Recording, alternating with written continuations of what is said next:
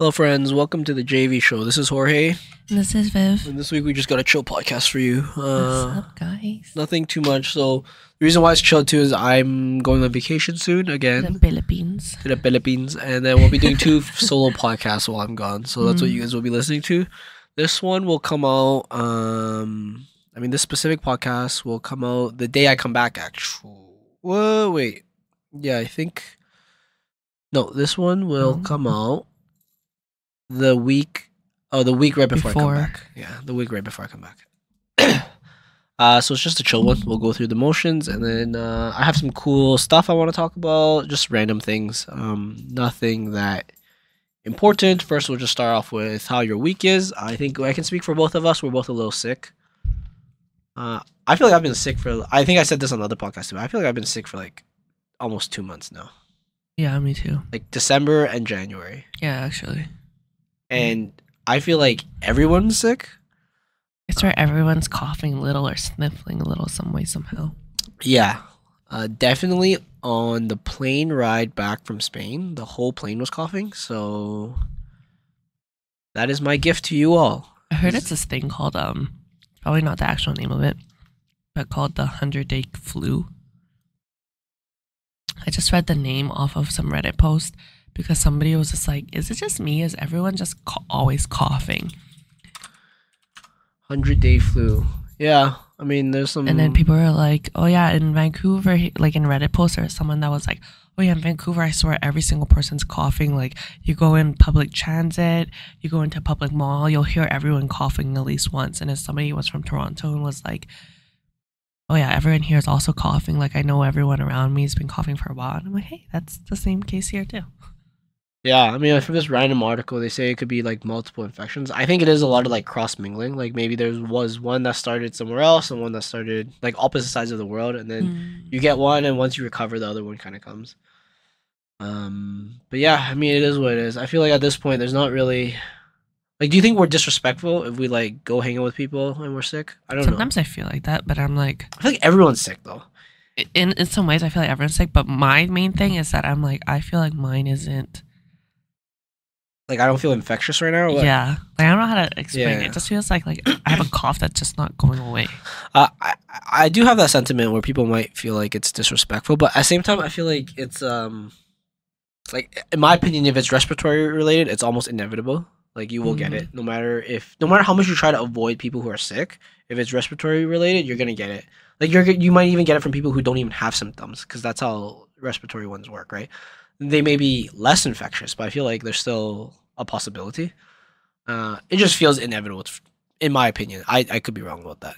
But yeah, that's very interesting. For mine also doesn't feel that intense because it's like, fuck, it's kind of annoying because I've actually been doing a little test on myself for the last 3 weeks to see like, okay, if I take Tylenol regularly, do my symptoms get better or do they stay the same? And then generally, they get slightly better, but the cough just never fully goes away. Like I just don't cough as much, but I'll still cough. And then I tried testing it like, okay, now I'm going to stop taking Tylenol every day and see if it gets worse. And it does it's like crazy because it literally feels like it gets worse the next day. And then I tried doing it where I'm like, okay, I won't take Tylenol at all, but then I'll use my inhaler more often. Right. And my cough gets a lot better until it almost goes away, but not entirely. And I'll stop using my inhaler like the next week. And then the cough gets back to like the same level. So I'm like, I can't tell if this is like a lingering cough from a cold or if this is just. Yeah. I mean, it's so weird. Lungs or something. Because there's so much confounding thing too, right? Like, what if you are getting better, but whatever you're doing is actually either making it worse or better, but you're not sure because now it's a time-dependent trial too, right? Not just an independent trial. So very interesting, but yeah, I just feel like it is what it is. I think for me, the worst of it's over. The second round,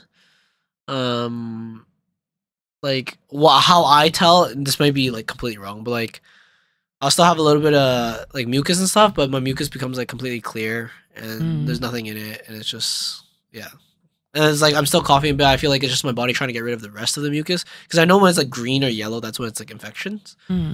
But yeah, that's usually my metric and stuff if I ever have to measure that. For me, it's like how exhausted I feel. Because when I get sick, I get really, really tired really easily. I always have the debate too when I'm kind of sick, like, oh, should I hit the gym and stuff or not? Uh, I'm always very negative to myself, so I'm always like, just fucking do it, you wuss, and then I just end up doing it. But whether it's good for me or not, I'm not sure. Because I do know for sure that's one of my early symptoms is if I start feeling tired at the gym for no reason, I know I'm just gonna start getting sick. So yeah. But at the same time, like I said, there's so many things that like can confound it. Like you had a harder day one day, and the next day you're feeling tired. Is it because you went harder one day, or is it because you're getting sick? I'm not sure, right? My exhaustion is pretty like I feel like I sound like such a baby, but when I get sick, my exhaustion feels like it's like next level. Like I literally feel so sleepy all day, and my body is like physically so tired as if I did a tournament all day. So I think if I got sick, let's say I got sick 4 times a year, or maybe even 3 times a year, I feel like that's kind of seasonal. Maybe one of the 3 or one of the 4, I would get so exhausted I can't do anything. But then the other 2, I'd be like, I'm just gonna like do something light instead, and then that usually is good enough for me. Yeah. Must be nice. That's like me every time that I get any slight bit of sickness. I get so freaking tired. The first time I was sick earlier in December, I was definitely out for like 4 or 5 days solid. Like I just had to sleep, and lay around. I couldn't really do much. Couldn't really think. Like it's I'm okay when I'm just sick, but when I'm fever sick, that's when I can't do anything. Like if I have a fever, I'm just out. I can't like move or anything. Yeah. Another thing common to both of us, it's been cold as balls this week. So if people aren't in Edmonton, it's been minus like 30 some 40 for like the past. Wind chill. With the wind chill, it's even more. So that's like just base temperature, not even with wind chill yet. It's already like minus 30 some 40, and that's been like the last 4 or 5 days, I think. Last night at midnight, it was negative 50 with wind chill, or with wind chill. Yeah. I thought it was insane. Yeah, that's crazy. I don't even remember it getting this cold. Actually, I think last year, maybe for a week also. And the year before that, it was a month, I felt like. I think the year before that, it was like all of January or something was maybe cold. More than a month, because I remember there was like a cold freeze, and I remember being like, fuck, Lumi hasn't gone out on a walk in so long. Yeah. I also remember when I first got Taro that first year, there was like a solid 2 weeks I couldn't walk him because it was just... during COVID, there was too. Yeah. So it was... But I mean, if this is it, I would still say we've had a pretty fortunate summer. If this was it. I'm not jinxing or anything. I'm just thinking like... I heard it might be it because I heard that tomorrow... It's going to be like minus 20 or 18. Yeah, something like that. Yeah. But I'm saying if this is it for the season, you know what I mean? Like for the rest of winter, I would say fine, that's fair. Like we always need at least 1 week of a pretty bad cold snap. And I would trade this. I would trade a winter like this anytime. If it was just like a week of fucking cold ass shit weather. Yeah. Fuck yeah. Then like 4 months. Yeah. If we had 0 degree winter and then just 1 week of minus 40, I think everyone would be like, okay, fine. We'll take the hit and then we'll take the 0 degree winter for the rest Make it colder if you want. I don't give a shit. I was quite happy we had a brown Christmas actually. I mean, it didn't really feel like Christmas, but I'd rather it be warm outside than cold. Yeah, for sure. I mean, I also hope like this past spring we were really lucky because spring starts so early. It started like beginning of April. Because like by mid-March everything already melted, and by beginning of April it was like plus every day. I have high hopes. It's gonna be so nice. Yeah, dude. I want just global warming just on steroids right now. Just fucking going ham on us. I'd be okay with that. That would be pretty fortunate. I'd rather it be hot as fuck than cold as fuck. To a certain degree, yes. Yes. To a certain degree. To a certain degree, of course. I want to walk outside and have my sandals melt on the floor. Like Australia, could you imagine like Australia heat during our winter, their summer? I think it's also nice that our weather is like dry heat. I mean, like we get a lot of forest fires because of that, but I think if it was humid, that would feel so gross. Yeah, I didn't understand humidity until I went to Hong Kong when I was a kid. And as soon as you walk out the airport, it's like a slap of water, just like someone threw a pail of water on you. Yeah, you could feel it in the air. It's like thick air. But like, you not only do you feel it in the air, like you instantly sweat because if you're not used to it, so you're instantly sweating, and a bunch of heat, like really hot, wet air is just sticking to you right away. Yeah, it's like you're sweaty after working out or playing volleyball, and you just can't escape your little cloud of heat. Do you think that's potentially a reason why a lot of people in this like Southeast Asia don't go to the gym as much? I mean, it might be a bad reason. Maybe. But like they have that sweaty feeling all the time. I can see that, but I also feel like it's also part of their culture to be like thinner. Yeah. I Like, mean, you like no one really would want to be buff as shit over there. yeah, either. that's true. I mean, also, I feel like a lot of people there can't like afford it kind of thing, so they can't eat that much. But I'm also kind of curious because I was just thinking like if I were to work out there and then I work out, I sweat, and then I shower, and then walk out, and then I'm like back to normal. I don't know how I'd feel. I feel But I kind also feel like they wouldn't sweat as much because they're like used to that. Oh, that's temperature, true. right? Yeah. Like you see some of them wearing long sleeves and like hats and like long pants and everything to shade them from the sun, as if the fucking temperature doesn't bother them. Yeah, that's true. Could not. Yeah, I mean, very curious, weird way. Okay, so for me this week, I had a team lunch. I don't know if I told you guys this. It was so weird. So I had a team lunch. It was supposed to be on Friday. On Thursday, my boss messaged us and was like, "Hey, everyone's gonna, come to this team lunch. I know it's a little cold," and we're all like, "Yeah." And then on Friday, I had to like, start my car early, get to work. Got there, and literally like half an hour into work, my boss was like, "Yeah, team lunch cancels. No one's here today, so it'll be next week." I was like, "Fuck!" I drove all the way to work for this shit. So I was like, "God damn it!" But that's okay. I get it. It's cold as hell, and Yeah. if I didn't care that much about free food, I also wouldn't have showed up for work in person. I'm just a very big proponent of free food. I agree. It feels pretty nice to work from home, though. I've been on a really long work from home stretch. Yeah. I have not been back in the office since like mid or end of October. Oh shit. Or no, November. Okay. End or like the third week of November. I see. Feels pretty nice. Yeah, I would like that too, especially now because I don't have much work. In terms of work, I did get like a mini new assignment, which is nice. Mm-hmm. I'm still doing the same deco, but I have a little bit more. My company wants me to explore a program a bit more, which I'm pretty excited about. I just got into it. But I'm also on vacation coming up soon, so I think their expectations for me is quite low. Yeah. And yeah, it is what it is. I'm still currently injured with my finger, which is annoying for climbing. But this next 2 weeks. How long do you think it's gonna take for you to fully heal from it? With this 2 weeks off, I hopefully when I'm back, I'm good. Because I'm taking 2 weeks off. I'm going to the Philippines, so hopefully that'll be good. As that's a perfect segue because I'm going on a trip soon, so I'll be going to the Philippines. I don't have much I mean, not bad, not like good or bad expectation. I just like. I feel very well seasoned with traveling, so I don't have like super high expectations, but I'm excited that it's a different culture. Mm. But I've been there before too. No, I've never been there. I mean, I've been to Southeast Asia, but I've never been to specifically Philippines. Oh, I thought you would. I thought you went once. No, but I feel like I don't know. I feel it feels good because I feel like if you have too high of highs or too low of lows, it's not that good. So when I go traveling now, I can keep it within my thing because I feel like I'm very well diverse in culture now, just because I've traveled to a bunch of places. Mm-hmm. So I'm not like crazy excited because I feel like that's bad. That'll like lead to too high of expectation. But I'm not like dreading the trip either. I think it's gonna be a really fun trip. It's just gonna be really different. Suck if you're dreading a trip that you haven't even gone on. I mean, it depends. So like sometimes, why would you book a trip to some place that you're? So sometimes you're forced to go somewhere. So for example, if I have to go, one time I think we had to go on like this Banff trip with Joyce's family, and I was like, I just want to stay home and play video games that weekend. I think it was late. It was like Labor Day long weekend or something. And then like I hate that shit because I'm like, oh, it's gonna be busy. There's gonna be no parking anywhere. All the restaurants are gonna be full, and then you're gonna have to wait forever just to eat. The park's gonna be so busy and all that stuff. So that would, for example, be a trip I dread. I do agree. If you go on like a big trip, it would suck if you were to dread that type of trip. But usually for like road trips and stuff, I'm not. Some of them I'm not a big fan of. For example, I used to be a really big fan of driving to Vancouver with my family. But now I would hate that shit. I'm like, no, I will pay the money to fly there, please. I don't want to sit in the car for 12 hours. I actually agree. When I was growing up, I used to go to Vancouver like multiple times a year, regularly. And then like at least half the time we would drive there because like my dad just likes driving too and having like a car when we get there. And I used to love the road trip because I'd be like, oh, we got to play games in the car. We got to talk as a family, tell all these stories, make all these little stops.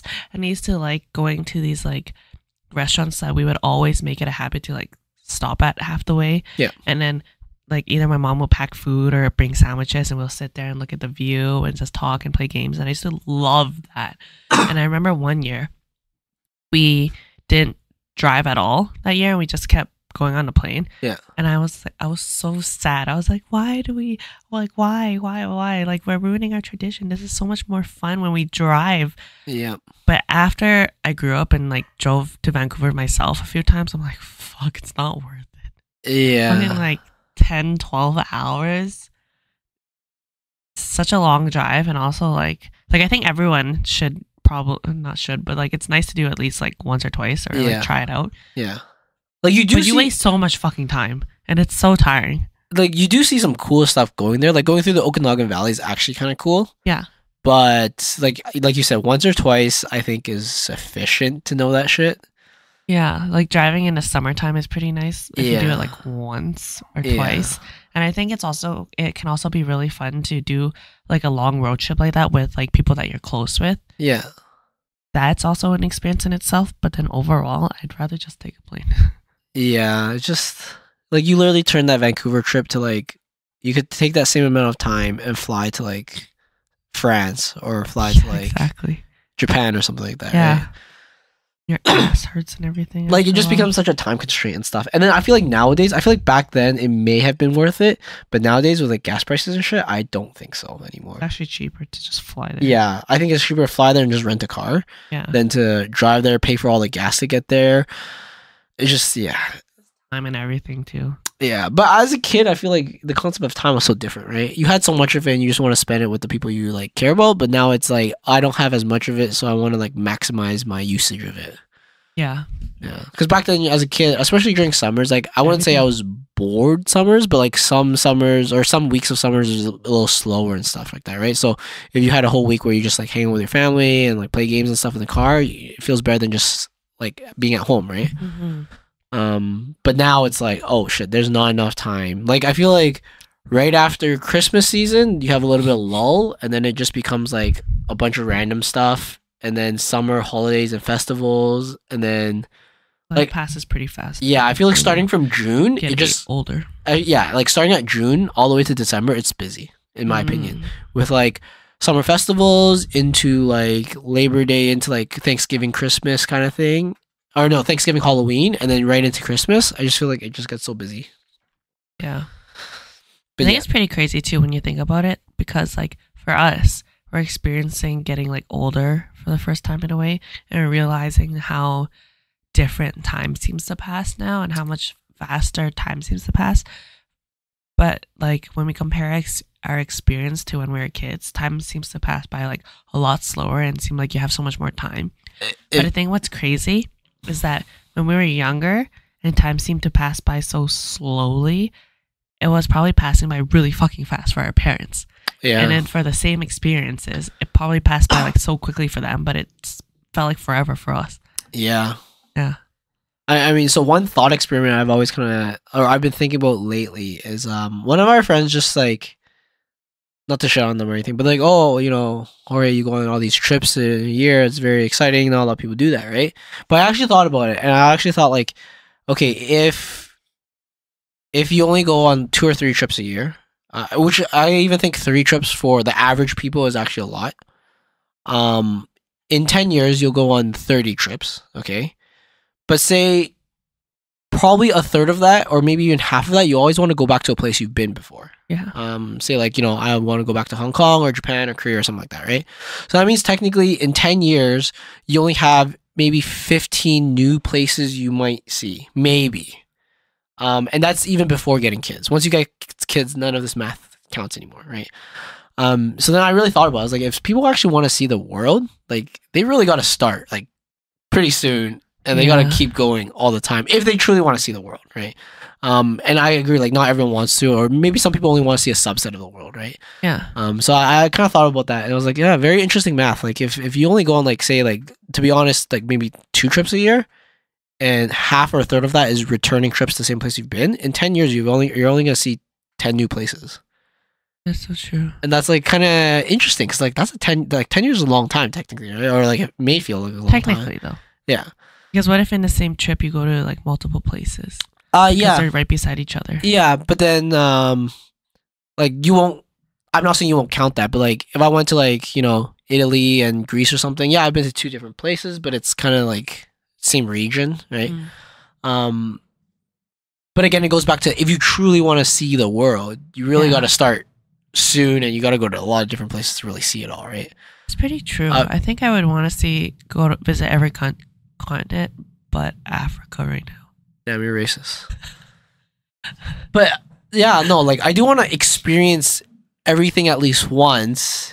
So then when I'm older, I want to be like, oh, I like these specific places. And maybe like of my 3 trips, oh, maybe only one of them now is new and 2 of them is recurring ones that I really like. Right?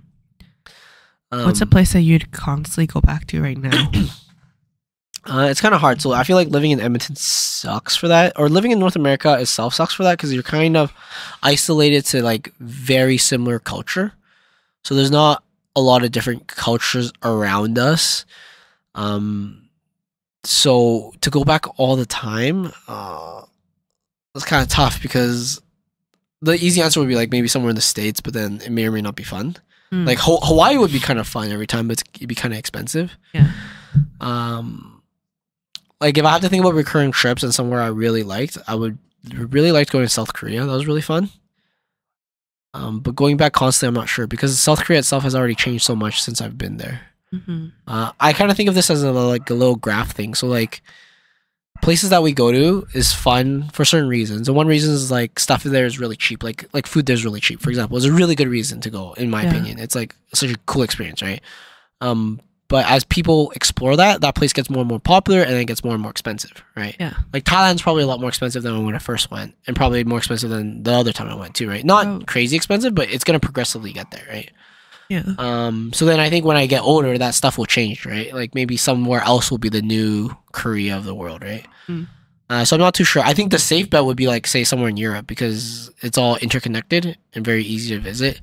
But if I had to pick, it had to be somewhere probably warm too. So it's hard to say because that 12-13 hour flight to Asia sucks, but it's almost the same way going to Europe. Pretty exciting though. I quite like being on planes. Really? I think it doesn't matter. It almost doesn't matter how long a flight is because I know I'm going somewhere exciting. Really? You can keep up that hype for that long? Yeah. No, I kind of dread that plane ride. Depends. Like sometimes it's worse than others. Sometimes my knee hurts on the plane. It's so weird. Sure, yeah, that would be pretty. Yeah, it just like I that's why I feel bad sometimes for like people with arthritis and stuff because they're probably in pain the whole time. Yeah. Because like movement kind of helps the blood flow and stuff. But just bring a nice book. Or you weed. Deprive yourself. I mean, I feel like that's literally. Do you think you'd get a lot higher if you went on a plane high? I don't know. Maybe. Like, is that factual? Do you think, or I don't know. I've never tried it before. But I think like legitimately, some people with like arthritis, they need that for their pain relief. Like they need the CBD for the legitimate pain relief. Just that THC too. Might as well. But yeah, I don't know. I kind of dread the plane ride sometimes. Like it depends. Like if I can sleep in the plane ride, I dread it less. So like, for example, my trip to Spain was actually really good. I slept a solid 3 to 4 hours on the plane ride there, so that's like half the plane ride. Yeah. Which made it a lot easier. But usually I kind of dread it. And if I were to constantly go back, I would want it somewhere nice and warm, but not too far at the same time. But still a cultural difference. So like the only thing I can think of that is relative to North America would be like Central America. Like if I went to like Jamaica or Bahamas every year, that'd probably be a good trip. Like a good like 4 or 5 day trip. Where you just hang out at a resort, eat good food, and then that's why I can think of where I can think of like year after year for the next 20 years would be like a pretty solid yearly trip. How about you? Would you want to go far every year? Or? Mine would for sure be Thailand. Thailand every year, yeah. Out of all the places I've been to Thailand. I think like I've been to Thailand 4 times now. Oh wow! And every single time I go, I'm like, this is the best place on earth. Damn, I have so much fun. You're a well-seasoned Thai traveler. Yeah, it's warm there. It's like so inexpensive. The food is so good. There's so much to do. Yeah. Like physically. All the excursions and activities. Yeah, excursions, extreme sports, things like that. It's so much fun. That's solid. Anyways, Viv, how was your week? Kind of went through a little bit for you, and I mean the rest is what it is. Oh, I was going to say my week was pretty normal, but that's how it always feels like to me because I feel like I always follow a schedule or like a routine. Yeah. But the one thing that was different was that my cousin and my grandma or not grandma, my cousin, my aunt came from Nanaimo. Oh, Or she's from Nanaimo, and then my cousin is from Burnaby. they made a big mistake. Yeah. They came just this week, like literally on Tuesday. Did they just stay home the whole time, or? Yes and no. So they came because my cousin's grandpa came down to Calgary for a poker tournament. Oh, he's a pro poker player? Yeah, he's like 90 years old or some shit. Damn. And he loves poker. So he came down, and then they thought it'd be a nice excuse to like come down with him, and then he like has a transfer flight to Calgary, and they just like stay with us and like hang out with us. And so I got to hang out with my niece and nephew. For some reason, my niece and nephew, or not for some reason, my niece and nephew are in Edmonton, but I don't see them as often because their mom is a stay-at-home mom, and so they don't really need anyone to like babysit or whatever and all that stuff. And then I also just don't make the drive over as often to play with them. I should actually play with them more often than I do. But I got to see them this week, so that was a lot of fun. And then because it was cold as shit, there's not much you can do. Yeah. Or like bring them, or like there's not as many places that I want to actually go because it's cold as fuck. But I brought my cousin and my sister to watch our Thursday game at EVP the other day, which was kind of sucks because it was the first game of the season. Yeah. And my team got placed into the third tier. Oh, so it wasn't fun at all. Yeah, the games weren't fun at all. Like, I think for the first game, both sets, they had less than 10 points. Oh, damn. Because it was like they did not know how to do a rally at all. And then the second game, it was better because the other team actually knew how to play volleyball, but we still won both sets. Nice. Yeah. And then afterwards, we went to Miss Saigon with my team, and I brought my sister and my cousin there, so that was kind of cool seeing like my... Did they try the challenge? Wait, They did not. Oh. My cousin did ask if he was to say, okay, I'm on vacation, should I order the $50 Wagyu pho? And he asked the waitress if he should, and she was like, no, it's not worth it. Which I thought was pretty funny. I thought it was pretty cool though, because I like rarely ever, pretty much never, bring my sister out to like hang out with my friends or anything like that. So I thought that was pretty cool. How did she like it? She was down to come out. Oh. She was pretty shy. Really? I don't think she talked much like at all. Oh, I feel like, okay, maybe it's just because it's the podcast. I feel like she was pretty interactive with us. Yeah, it was mostly because of the podcast, but I felt like she was pretty shy. But my cousin talks a lot, so nice. He got along with everyone great, which I thought was pretty cool. Cool. One thing I forgot to ask over our past couple podcasts is, what did you get for Christmas? Let's see, what did I get for Christmas? I got a few things. So I don't get gifts from my parents. Feels bad. Like I like never got gifts from my parents. But even as a kid? Oh, as a kid I did, like toys and shit, or like books or money or whatever. But that stopped in like junior high or high school. Junior high? Yeah, junior high. For my sister, I got... Oh, I didn't get anything yet. I got an IOU. So me and my sister still get each other gifts. And we always ask each other, okay, what do you want? And I'll just buy it for you. Or like, if I can't think of anything for you, then like, just tell me what you want. And then, so she wanted to get me games, like Switch games. Oh, okay. But then I was like, I don't really game that much anymore, so I don't really want that. And so she was just like, okay, think of something that you want. And then I wanted these boots. Yeah. But then they were sold out by the time I like sent her the link. And so she was like, okay, I'll just give you an IOU, and when you find something that you want, just send me the link and I'll just buy it for you. So I was like, okay.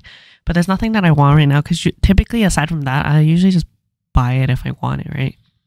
Yeah. If I want something bad enough, so I'm like, okay, I don't know what I want. So, okay, I didn't get anything there. But from like friends, I got a sweater. Oh, nice.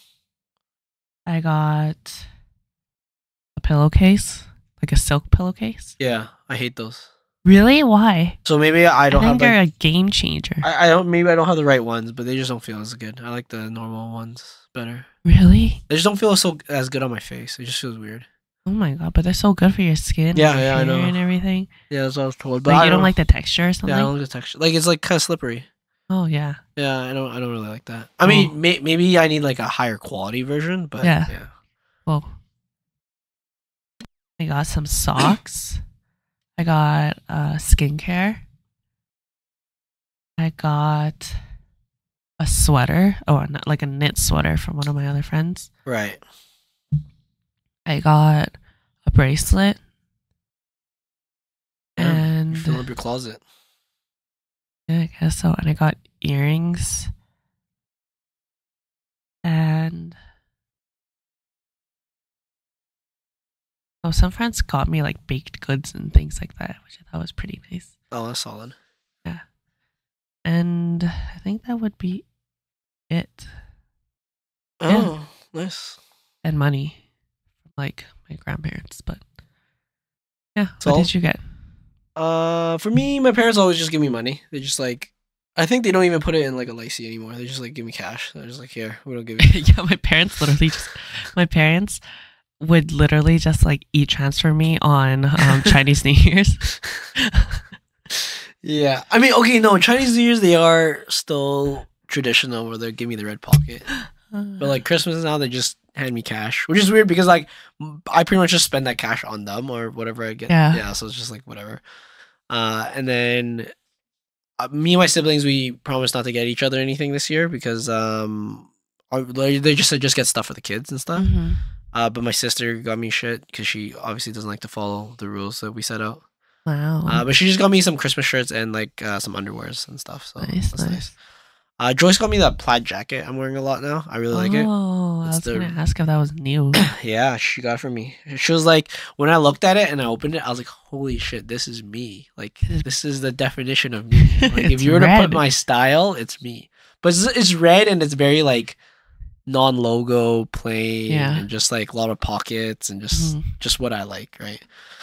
I'm just trying to think what else.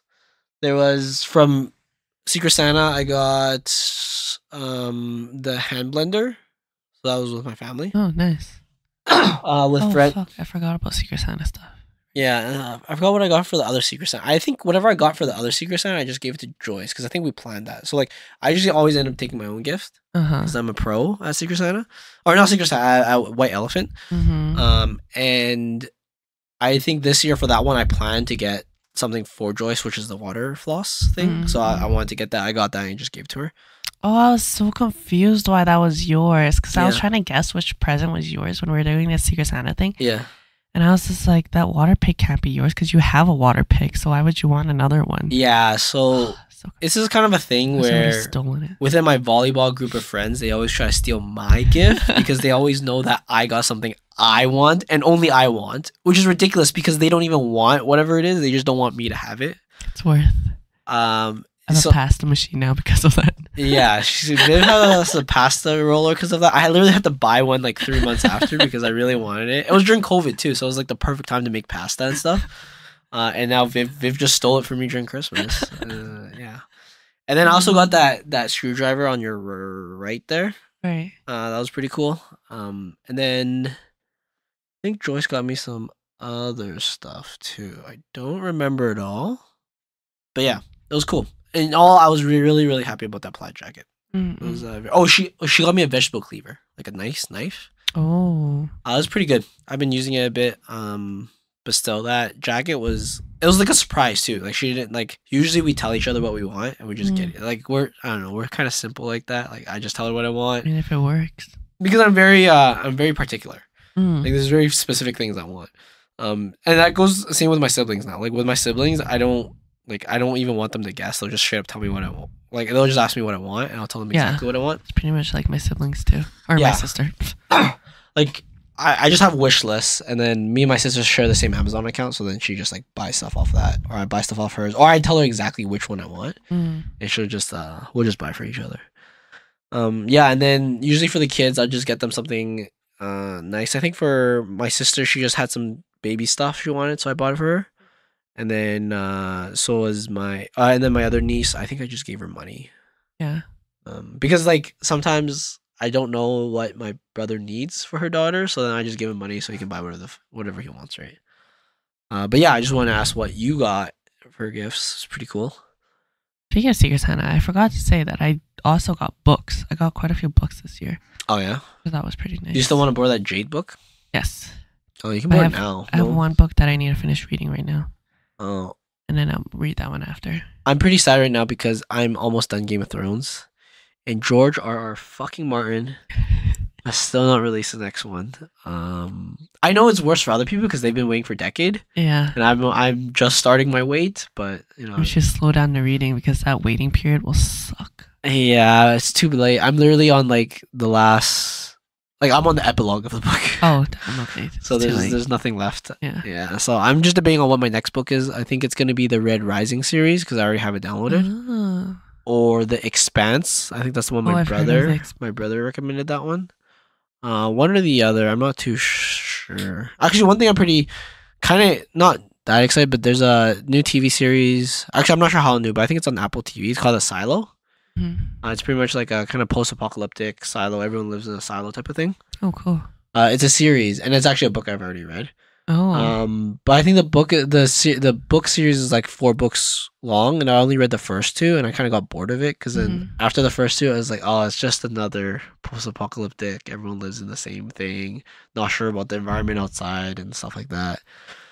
I got kind of sick of it, but it's kind of cool that it became a series because like I watched it on my flight back from Spain. I watched one episode, and I was like, oh shit, this is all like it's pretty accurate to the story I was reading about. Yeah. That was pretty cool. Another stuff I want to segue into because it's kind of a chill podcast is one thing I always thought of is, do you ever watch or read the news anymore? Local news? I would say no. Yeah, so one Not thing, intentionally. yeah, one thing I do remember is back when I went to school, every morning I would read the Metro. Oh, yeah. And that would kind of give me a digest of what's happening You do around the the city. crossword at the back, too. Yes, Try to finish it before you get to U of A. Yeah. I have a whole system. Like I have a whole system of doing the Sudoku and the crossword and reading Oh, all the yeah. stuff. Like I'd always read my horoscope every fucking day. Yeah, me too. But I don't like it. Doesn't bother me. I don't care. Well, I don't truly believe in astrology or anything like Yeah. that. But I would always read it. I'd read like the local going ons. Like I'd always read at least the first 4 page because that's like the local news. I think the 5th or 6th pages are usually starting to get into like canon news and the world news. So I thought it'd be kind of cool if we like look into that shit a little bit. I used to really like my little routine with that because I would get the newspaper at Century Park. Yeah. And then I would remember like, oh, this person's working today. Oh, that person's working today. Yeah. I'd be like, oh, hi, blah, blah, blah, stuff. And then right when I get to U of A, it'd usually be a girl that was always working or like a younger guy. Yeah. And I'd be like, oh, hi, can I give this back to you? I finished reading it. Or I'd be like, oh, I drew on the crossword again. Like, Wait, you can I give put it back to the person that gave it to you? No, when I get to U of A. Oh, okay. Then I would be like, oh, can I give this to you? Or like, I'm just going to place this old one here. And then the guy would be like, yeah, thanks for not throwing it in random places. I'm like, okay, bye. Oh, yeah. Sometimes I used to always grab like 2 or 3 because then my friends won't pass by the Metro place and then Yeah. I just give it to them. Because like first class at uni is always just reading newspaper. It's so Yeah. weird. We go to class to learn something, but instead we read the newspaper because it's more interesting than the class usually. So that's what we always end up doing. But I thought it'd be kind of cool thing. We don't have to do this all the time, but I thought it'd be kind of cool to always like access it once in a while. Yeah. So I just threw it on, just like Edmonton local news on January 14th. So obviously we recorded a little bit before. Did you know about the critical emergency alert yesterday? Oh, yeah. I Yeah. got it while I was laying in bed and I was like, all right. I was like, I what's think going- we're fucking fine.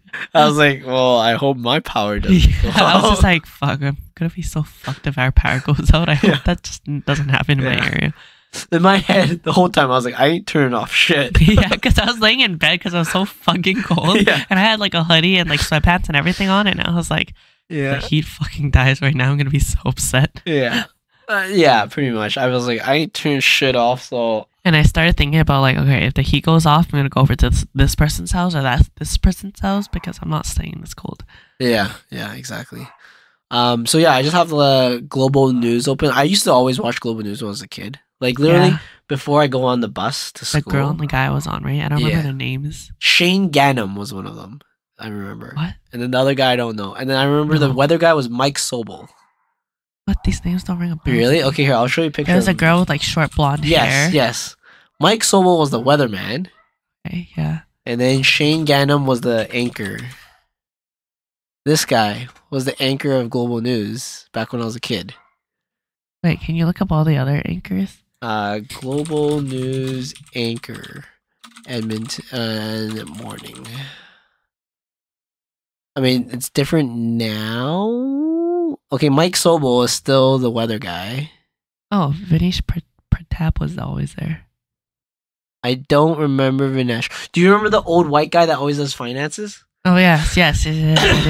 There's that guy. Oh, images. Maybe they'll just pop up. Yeah, the old anchors. I'm pretty sure it used to be Shane Gannam was one of the guys. These two. It used to be these two. Oh yes. Yeah, yes. It was Shane Gannam and this other lady. I always forget the lady. There's Not another intentionally. lady too, though. Yeah. And then there's always the old white dude that does the finance, and then Mike Sobel was always the weather guy. Yeah. Yeah, so I I still love global news. dude, for some reason, like for no reason. yeah, aside like from there it was no just- reason why we don't go see TV. Yeah. But we did. I always did global news at home. It was just a thing. better. Just objectively better. I guess on CTV I did see the whole. I did actually hear this on the radio now because that's the only other way I get local news is I listen to radio on my way to work. Uh-huh. And it's about this Clearview business, Tasty Donaire giving like free snack and coffee to like anyone that is too cold and shit. I was like, oh, that's kind of cool. It was weird because on the radio they were saying like Tasty Donaire. They're trying to like spell it out and give the address, and then they got a phone call saying, "Oh, that's the wrong one, guys." I was like, damn. Just trying our best here. Yeah, and then this kind of segued me into like I'm not sure how you get your AI news, but I actually look at this once a week, ainews.com, like artificial intelligence-news.com. Oh, me too. And like futurism or Yeah, I just look through the articles. I see anything relevant. I guess the only thing relevant right now is OpenAI launches GPT store for custom AI assistants, so that's pretty cool. So they're pretty much doing what Alberta Tech. Yeah, they're doing what a lot of people predicted, or not a lot of people, but like I was watching this one YouTube video. This guy was predicting that one of the platforms is going to make it easier for developers, like, similar to how Apple made it easier for developers to make Apple apps, right? One or more of them is going to really try to open source as many things and get as many developers on, and that one will take over like how Apple did on the app side of stuff. Like they're just going to make objectively better apps because there's more access to their stuff. So I see how GPT Store is opening theirs. I know Meta is really big on open source, so they're going to open source their Lambda stuff, or they have already open sourced their Lambda, and when their next one comes out, they may or may not open source it. But I remember reading an article and I thought it was pretty crazy because of Lambda and how they like shut down the process that Lambda made for AI. But then it's like, okay, if you make it open source, it's just going to grow faster than like when you shut it down. Yeah. And the big thing for them is what OpenAI is doing now is like getting developers in with you is like the best thing because they're the ones who's going to make the apps, or they're the bridge between tech and consumers, right? Like they're the bridge between the two. So it's cool that OpenAI made a store for that. It's called GPT Store for custom AI assistants. So I assume what they're going to do is they're actually just going to make specific AIs for specific reasons, which is basically bots. Yeah, like I think that's probably I wouldn't say better, but I think that's the more practical way of making AI right now is like cool. Like AGI sounds really cool and shit, but I think right now if you can make really good specific AIs, you're going to make a lot of money because I agree. People can access that so much more and they have less fear of AI control. Because those AIs can only do one or two things, but they can do that really, really, really well. Yeah. I think that's the way to go. So it's cool that OpenAI is doing that. I think Meta's probably going to do the same. There's a bunch of... The thing is, like, there's so many different AIs now. Like, X has their own, Gronk. Like, just pretty much every company now is just making their own bot. Yeah. And I think they're just going to take, like, a subset of a different AI to make their own bot. Which is cool. But I think that's the future of what you're going to see. You're going to see less, like, traditional apps, and you're just gonna see a lot of bots doing app stuff.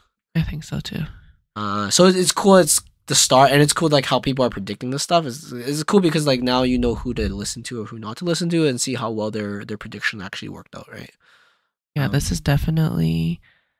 This is the first step of monetizing AI properly. I feel like before it was all like woo woo tech. It's kind of like, you know, when they create some... It's kind of like when NASA did the rocket ship. It wasn't until SpaceX really monetized it, right? I feel like this is the monetization step for AI. I feel like this is... Like, people are talking about Web3, but I feel like when AI gets to this level, it's more so like Web4 stuff. It's like the shit that it's like people were predicting something in the future, but they were so short-sighted that they didn't actually see that it's actually a way bigger grand scheme of things, where there's something even bigger than that mini projection. It's kind of like I recently watched that BlackBerry movie, the one about BlackBerry, and how like the keyboard was so cool and all that shit. Yeah. But their focus on that keyboard was such short-sighted, whereas Apple took over the touchscreen because of that, right? It's like you can't be so short-sighted in this one thing where there's something even bigger at play. But yeah, very interesting. But yeah, I just want to like throw in some new shit so we have some content that's kind of useful. But this will be completely useful when we post this, because we'll post this 2 weeks after after we record At least you guys will know our opinions on certain things that Yeah. happened 2 weeks ago. Okay? Yeah. So probably completely useless. One reason why I don't entirely go out and like search up news things was because sometimes I find it's just too depressing and I don't need to know a lot of the depressing stuff. Like for tech and AI news, all that is so fascinating, and I daily keep up with it. But then for things like crime and shit that's happening in the city, I'm like, I don't need to know. There's this Instagram account called YG Wave, JAG Wave, and they always post about this person got stabbed here, this person got robbed here, this person, like, police followed this person here, and I had to block the account because I'm like, it's too depressing. Too depressing. I have a very, I wouldn't say unique, but just different view. It's just, I think the very big global pressing matter is stuff I like to know about. Oh yeah. Like, oh shit, Israel just got attacked, for example, is something I really want to know about. I feel like those things you can't help but know about. Yes, but then, so I like the really big one, and then I like the very local one. I think those are the two spectrums I like. I don't like the in between. Like, I don't really care. Local, like knowing that like people got shot here, like so stabbed here. I agree if it's just negative, it gets really depressing. But sometimes it's nice to know. For example, this one thing. Oh, Tasty Donaire is giving out free snacks to local. I was like, oh, that's kind of cool. Yeah. Cool local story to know more about my community and stuff like that. Or like this one saying like Edmonton riding tiki wave of resurgence with 2 new spots. Pretty much they're just saying, oh, more. There's two new places doing tiki bars now. Like it's a 1930s thing that they're trying to bring back. Is that on White Ave? Something like that. Like I don't care for tiki bars or anything like that, but it's like, oh, cool. Like this is why I see these things if I'm driving around. Like this is a local. Like this stuff actually matters to me. But once it gets to like a provincial or maybe even like national level, like some stuff might be like, oh yeah, crime rate in Toronto is like this. I was like, it doesn't really affect my life. Yeah. It doesn't affect what I can change, because like the only things I can change is locally. So it's like maybe that's something I should like think about. With like Curiosity. I feel like they do a lot of news on like local Edmonton things. They do it per city, and it's not like negative news. It's usually things that are more centered around businesses or like events happening in the city. Oh really? Yeah, That'd be cool. That's a lot better than I like I mean, maybe I'm old school. News. I like how this, for example, like this CTV News or Global News, like the first page is just like a snapshot. Like, okay, 2 bad things, 3 good things, or something like that. Like a snapshot overall what's going on. You search up Curiosity Edmonton. I've never actually looked at it on a browser before. Curiosity.com/Edmonton is telling you what the concerts coming in so far. 10 things to do. I like the things to do on the weekend. Yeah. That's usually pretty cool. And then popular places to travel, jobs happening. Yeah, it's pretty cool. I like the snapshot. As most people, I like headlines. I don't want to read into it sometimes. I just want to see like, okay, yeah, this is about what's going on around town. Personally, I don't care too much, but like I said, I do miss the whole reading the Metro News thing. I felt like I was very well informed about local and the world back then, but now I'm just like in my own bubble and I don't really learn that shit anymore. I feel like it's also one of those things that I paid attention to the smell because I like the smell of the newspaper. Oh really? Yeah. Fuck. Kind of creepy. I mean, I think the newspaper is always a good backup in your bag though, because if you spill anything in class, you just throw the fucking newspaper on. You're like, all right, sacrificial newspaper now. I'm just gonna leave this newspaper on this desk and act like I just left it here. Yeah. So yeah, that's one thing I kind of want to. I wouldn't say this is gonna happen every podcast, guys, but it's kind of cool once in a while. I just like throw that shit on. Another thing that's cool is like, what holiday is it today? So one of them is the Orthodox New Year, which me and Viv just learned. There's the Julian calendar and the Gregorian calendar. Julian from Madagascar. Yeah. So pretty much, if you guys want the TDLR or TLDR, the Julian Gregorian calendar is exactly the same, except the Julian calendar doesn't skip a leap year every 100 years or something like that. Like there's something to it to make the Earth rotation proper around the sun for like the amount of time, like minutes and hours. And the Gregorian one fixes it a bit more with that one extra leap year it doesn't skip. That's the only difference between the two. There's a calendar that we have not adopted that completely negates the use of leap years, right?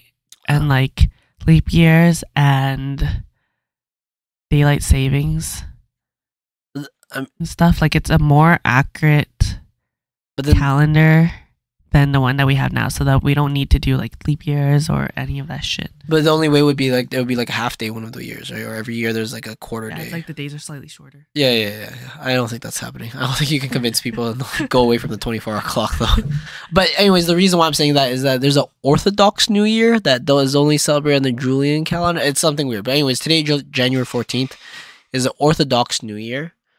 When this podcast is posted, which is January 27th, let's see what holiday it is. Fuck, how do I search this? Holidays observed. Alright, guys. Holiday around the world, January 27th. Is Auschwitz Liberation Day. Wow, that got dark really fast. Holy shit. January 27th is Auschwitz Liberation Day. It's Chocolate Cake Day. It's also the Holocaust Memorial Day in the UK. And, okay, yeah, January 27th. I did not think of this, but I guess... It's not funny, but it's funny. Yeah, it's also the Vietnam Peace Day. It seems like a lot happened on January. International Day of Commemoration in memory of the victims of the Holocaust. Yeah, I mean, or World Breast Pumping Day. Yeah. Let's go, World Breast Pumping Day. Punch the Clock Day. Interesting. Find your local pregnant lady and pump it. Give it one pump for good luck. You did not hear that from the JAV Show. Day. But yeah, that's the holiday on 27th when this is going to be posted. Respect your fellow... Wait, is it 27th?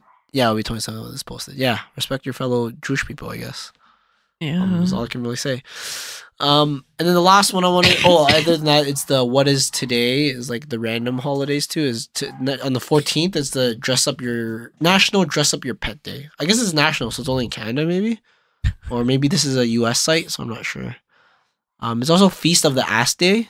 Celebrate one of the Bible's unsung hero as we mark Feast of the Ass Day. How does Feast of the Ass Day only have 892 shares? Yeah, dude. I thought people would be feasting on ass all day today. My favorite day. National Sunday Supper Day. Can't eat supper any other day, guys. I guess so. Organize Your Home Day. Okay.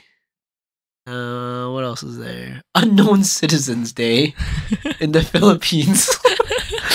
Okay. Oh, take a missionary to lunch day. And today's Jason Bateman's birthday. I was searching famous birthdays too. So today is Jason Bateman and LL Cool J's birthday. That's the most recent birthdays, I guess, back in the day. I can't think of Mark Antony. I don't know who that guy is. I do quite like Jason Bateman as an actor. Yeah, I think he's really good. He's generally like all the shows and movies that he acts in. I'm not gonna pretend I understand filmography, but I'm gonna use a term they use. He has a really good range. So he can play a very serious character, but he can also play a really funny character. Yes. All within the same year too. But no, I don't understand filmography that much, but I just know that I feel like he has a really good range. Like, I believe both characters. I believe his serious character and I believe his funny character. Oh my god, it's Kai's birthday from the K-pop star? I think. Yeah. And then the last one I want to do as a random one is quote of the day. So this is, into each life some rain must fall. Very interesting. What do you think of that, Viv? Sounds like some words. Some words have been said by Henry Wadsworth Longfellow. That's a very long name. What a name. That's a really that's a name. Have you ever thought of a name? That's a name, guys. Henry Wadsworth Longfellow. British name. Last name. Yeah. Into each life some rain must fall. Do you think that means like when you meet someone there must be some hardship? Yeah, I think every life has hardship, probably. But when I'm trying to dissect this too, though. Into each life. So does that mean when you enter someone's life, there must be some adversity? Or is it each person's life? I think it's like each person's life Okay. will have hardship. Some adversity, some fucked upness. I heard this interesting perspective on hardship and developing character that I thought was pretty cool. It was like, okay, if you think about hardship like this, it feels like it's slightly easier to swallow, or it's just a more interesting take on hardship. And it was like, okay, if you were, say God existed, if you were God and you wanted this person to have these certain characteristics, how would you get them to achieve or gain these certain characteristics? Like if you wanted them to be a hardworking person, you'd have to put them through something that would instill them to be hardworking. Or if you wanted them to be empathetic, then you'd probably have to put them through some like really emotionally heavy situations for them to learn about empathy. Or if you want them to be appreciative of what they have, then you probably have to put them in a situation where they have less than the people around them. Right. And then so that's how you get good qualities. In order to get good qualities, you have to go through bad times. And it's like the trade-off that you have to get in order to get those kind of qualities. I thought that was pretty cool. Right. It's like if you want integrity, you have to be through some very difficult ethical situation, right? That's the only way to have integrity. I wonder if that works the same. Train it well. If that works the same reverse, like, because that test could go one way or the other, right? And it could go the other way too, and it could create bad qualities, right?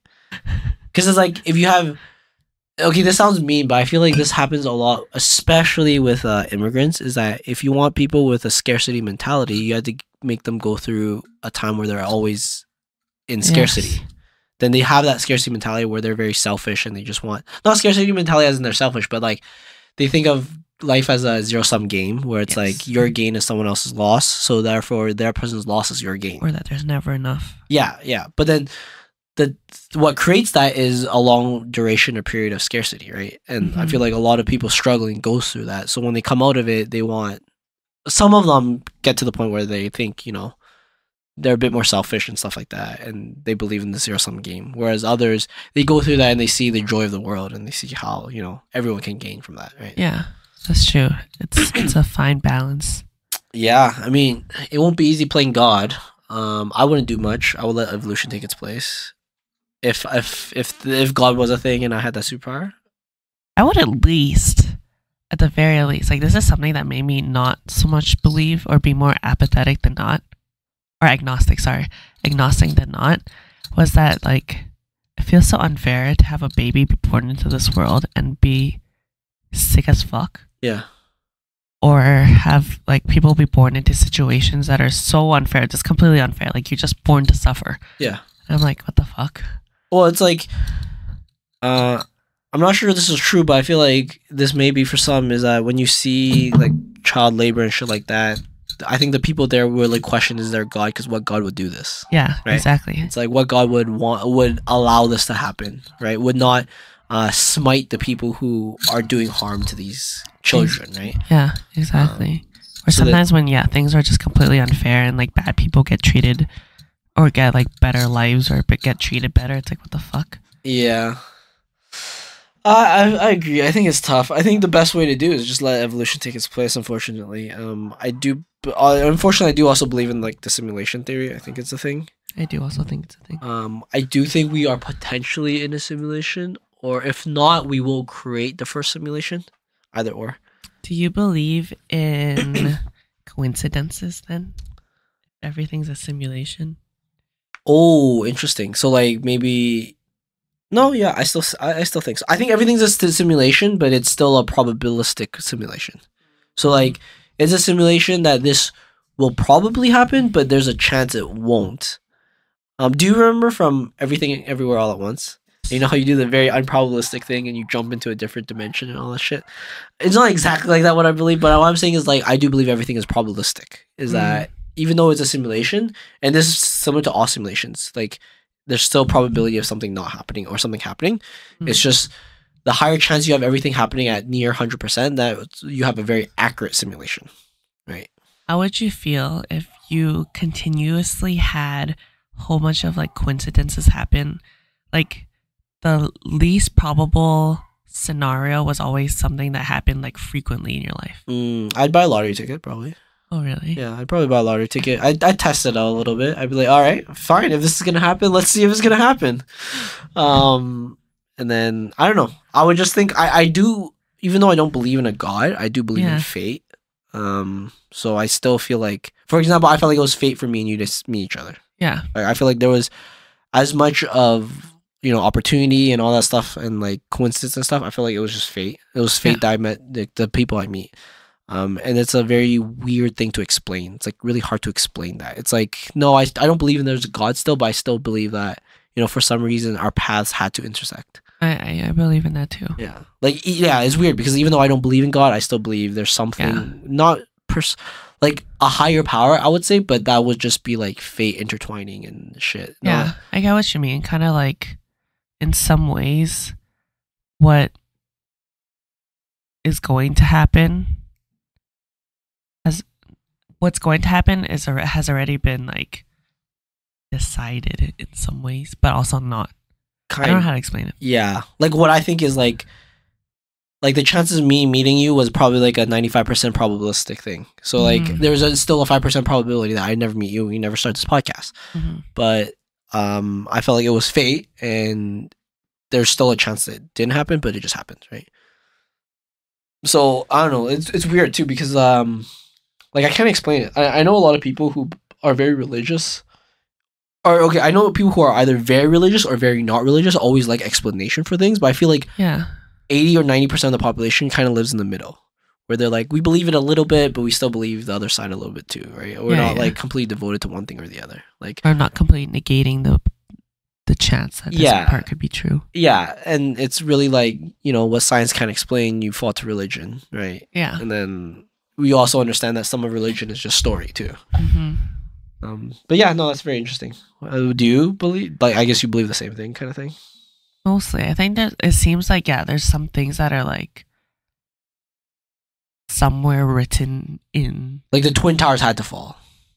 Okay. If it was not the plane, it was not the jet fuel. it was someone else. It was something else, but it had to fall. Maybe. Or like some catastrophic event had to happen. Oh, I see. In some ways, because the world had to move in this direction, or you had to experience this, but the way that you experience this, or the catalyst event for you to experience this, could be like this or this or this, ABC.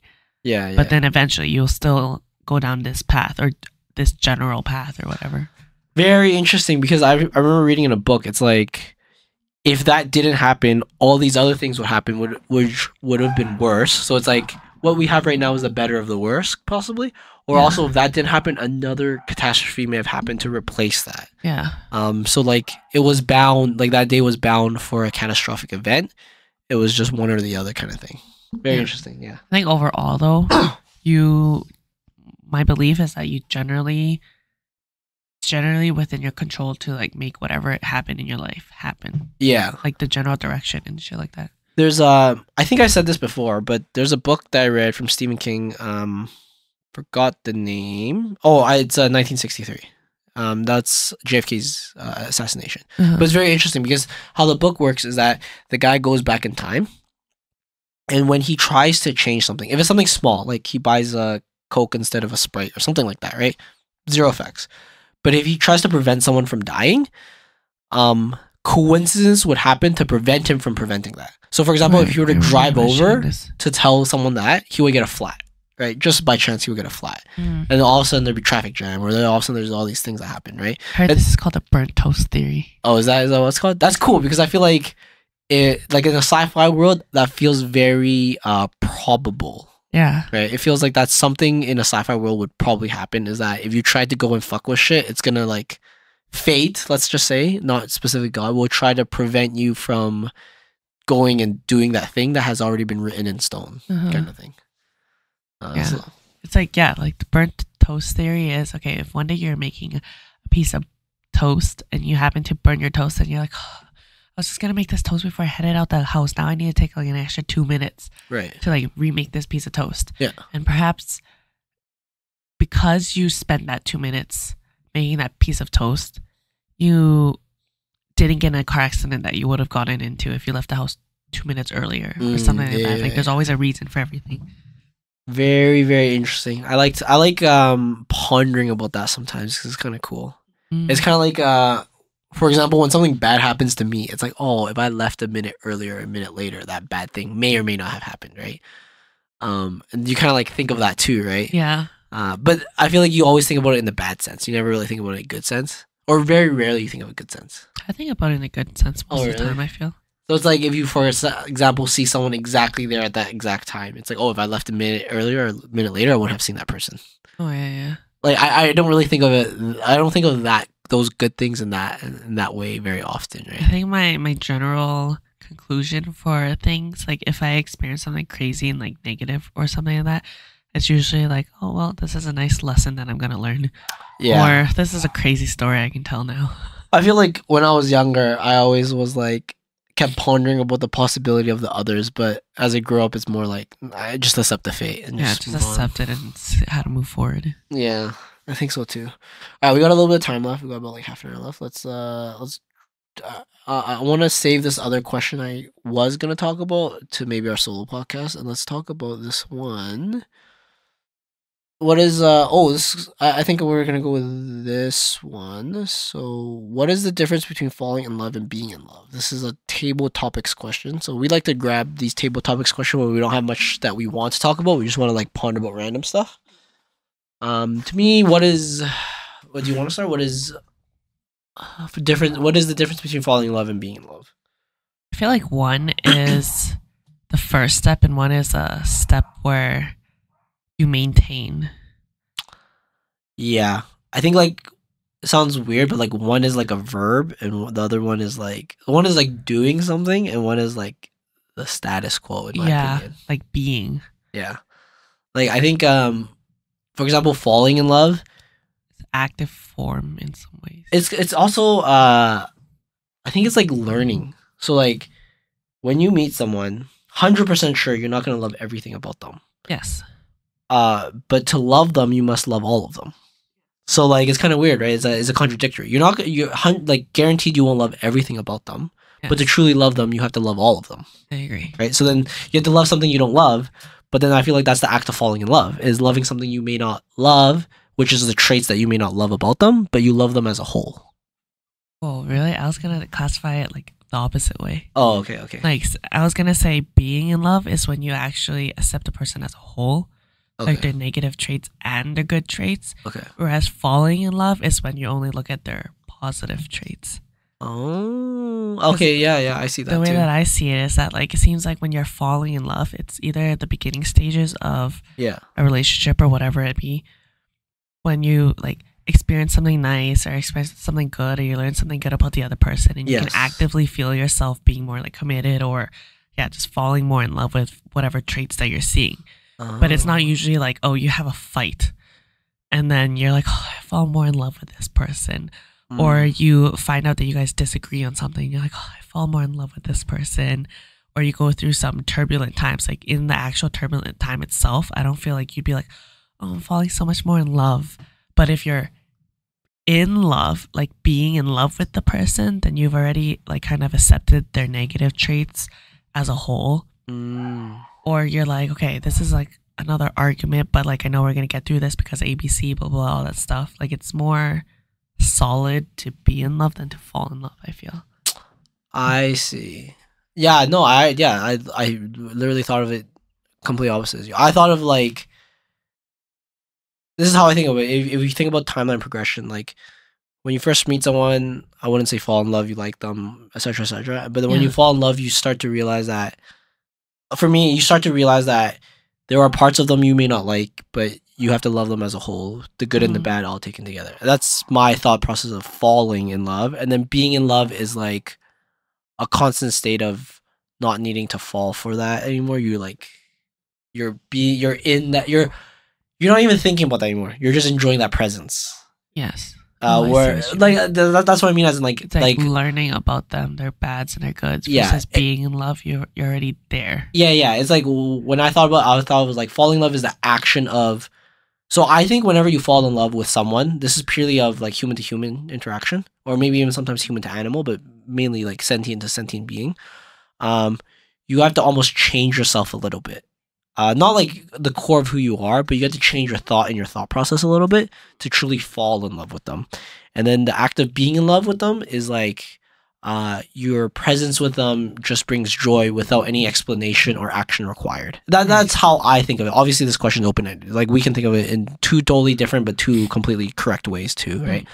That's how I thought about it too.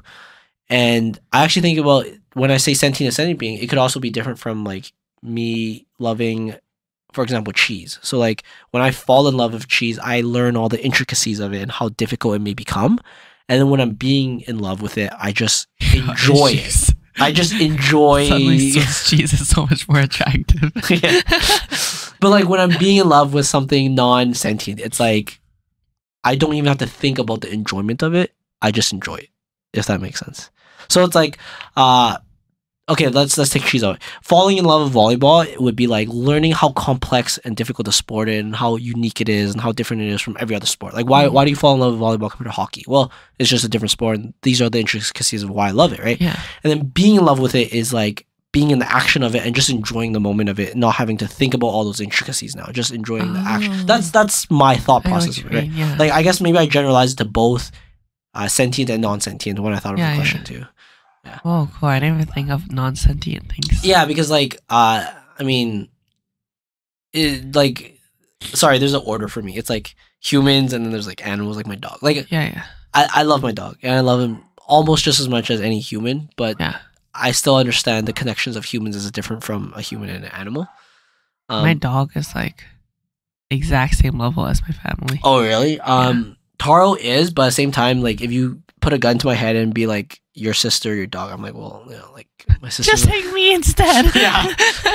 Like, I would hate it, but it's like, it's still, you know, this is my blood relative, my family, or someone, not even just blood relative, someone I have like I don't know, it's tough to explain, because I feel like animals do create a very strong emotional bond with people. But I wouldn't say it's stronger or weaker than one with human to human. I just feel like it's just different. And then I would have that slight ranking there. Damn, I actually would have such a hard time answering that question. Really? Like, would you eat your dog or would you eat your family? Remember? If you guys were starving? Just starve and die. Yeah, I mean, that would be the most honorable thing to do, I think. But I've never been that hungry. I mean, like, I don't know. I've never been that hungry before. You know what I mean? It's like, we think of this hypothetical, but we've never been in that state, right? Like, would you do this or that? But then you've never been in like such desperate state, right? True, but even in the scenario of like thinking like, okay, if someone held a gun to my dog or like my sister's head, I think like, shoot me instead, right? Yeah, I think. But if they're like, oh no, you have to pick one. Yeah, it'd be tough. Yeah, I can't. I don't even want to answer the question. I don't even want to like allow my brain to process that question far enough to find out an answer. I mean, this is a really good thought experiment though, because like you kind of think about it on the value side too. Like, it sounds kind of mean that I'm trying to put this into like a number or something, but you truly have to think about it on the value side, as in like, my dog, say, is like 6, 7, maybe even 8 years old. He's only gonna live another 4 or 5 years. My sister might live for another like 30, 40 years, right? It's like, Can you fucking imagine if you picked like, sorry, my dog has to go, and the next day your sibling just like gets a stroke. Oh, yeah, and you're like, just dies. are you fucking kidding me? I should have fucking killed you, you motherfucker. But You're a train smoker. your fucking sibling just kills himself or something. Yeah. After that. I love that dog. Yeah, that'd be pretty bad. But I mean, yeah, there's like I feel like people don't want to be put into that position, but I feel like I always like logic experiments, and sometimes I think about that too, right? It's like, it sucks, but like, it is true. My dog may or may not pass in the next 4 years, whereas my sibling will most likely not pass in the next 20 years, right? So it's like, I mean, yeah, it's tough. Like, I personally love my dog too, like a lot. Like, I dread, but I have already thought of like the day that Taro may or may not be here, right? Like, it will happen one day. Every single time I think about how much I love Lumi, I also think about how one day she's not gonna be here, and I'm like happy and sad at the same time. Yeah, like, it'll be devastating. But I think what kind of makes me more okay with it is what my friends always said. It's like, the life is only so short, so like, every time you hang out with them and play with them and treat them well, that's like spending years with a family member in relativity, right? So if your dog only lives 10 years, every year is like 10 human years, right? For example, if normal human lives to 100. So that means every full year you play with them, which is impossible, but like every full year cumulatively you play with them is like almost 10 years of, for them, how they feel, it would be like 10 years of playing with them, right? Yeah, that's true. So it feels kind of nice, right? Like it makes me feel a bit less sad that, hey, I know he's gonna go one day, but at least my goal is always to make his life as happy as possible. Yeah. Right. Think about it. Like, what if you like left him at home for so long? Then, Yeah. Then it's also 10 times that amount. Yeah, and that's like something I mean, I always get joked at and made fun of, but like I remember when I first got Tara, I'm always like, oh, I have to go home now. I want to like my dog's home and stuff. Yeah. And I want to like, but at the same time, I always think back and I never really regret saying those things because I was like, it's true. Like I want to make sure he's not by himself for that long, right? Yeah, I think like true dog owners all understand. Like I try to bring Lumi almost everywhere I go with me if I can. Yeah. But I also think about it on his sense too, because I know sometimes he's not comfortable with a certain situation. I know like part of it's me being a bad owner, not training him to be comfortable in those situations. But at the same time, he's already 5. So I'm like, I think he likes what he likes at this point. And I'm just going to like let him love what he loves as much as he can love it, rather than try to change him to what other people expect a good dog should be. Yeah. Right. So, I mean, that kind of comes into play in my head too. I'm like, well, you know what? To me, he's happy. He's a good dog. I'll just let him do what he likes to do and we'll hang out and stuff. Yeah. So that's kind of my mentality. I do agree. Like, yeah, I could have been a better. Like, this is my first time having a dog, right? Just like anyone's first time having a dog, it's like you make mistakes, and some of these mistakes you can't really change, right? But yeah, no, that's what I think too. And I do think like I'm not trying to sell short the bond a human has with a dog, but when you talk about it in that sense, it's kind of like fuck. You know, if I had to pick between like a human family member and a dog, it's kind of tough, depending on how emotionally bonded I am to that human too, right? I know what you mean.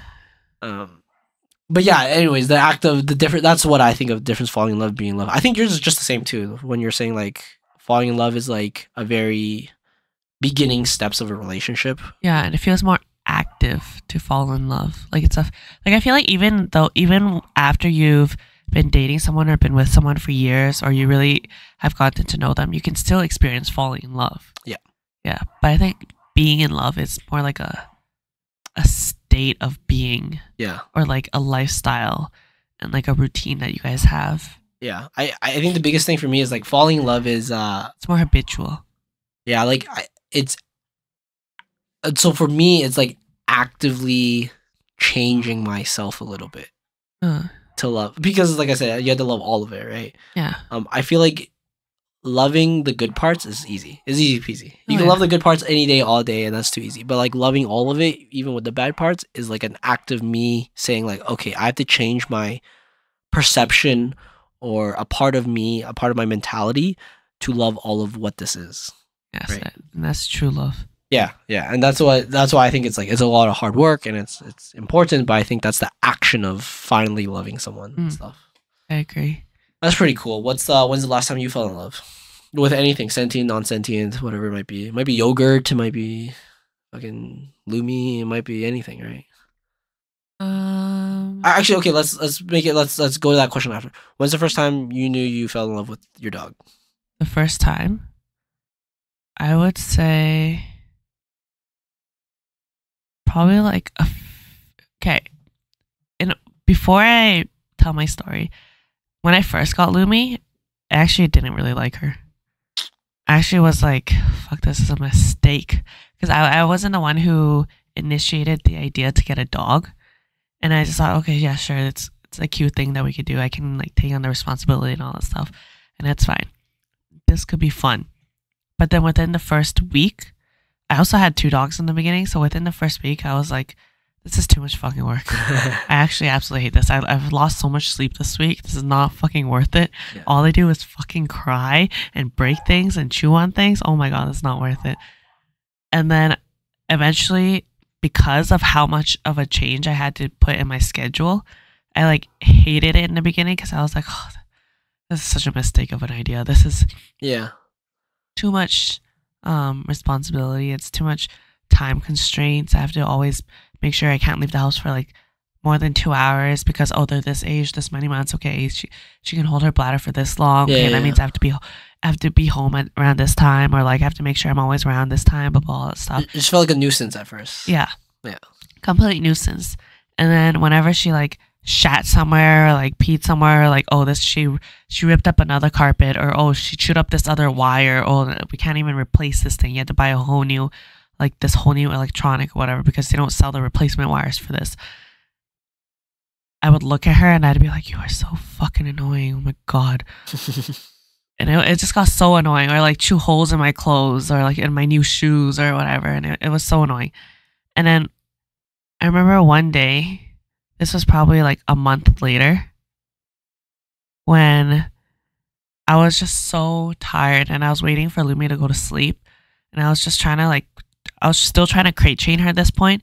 And I was just sitting there with her, trying to get her to go in the crate. And she kept like running around and like crying. And we were sitting inside our like caged off area. And I just kept looking at her. And then she was like whining and crying. And then she came and just laid on my lap and fell asleep that way. And I was like, why am I being so harsh to this thing? Because it's just a baby. Yeah. I was like, it's learning for the first time too. And then I think like I just sat there and like watched her sleep for a bit. And then that was definitely the time when like my heart I just had a change of heart. And I was like, she's just a baby. She's just learning everything for the first time. I'm sure the world is probably really scary, or like learning how to use a crate, or like obviously I wasn't potty trained when I first came out too.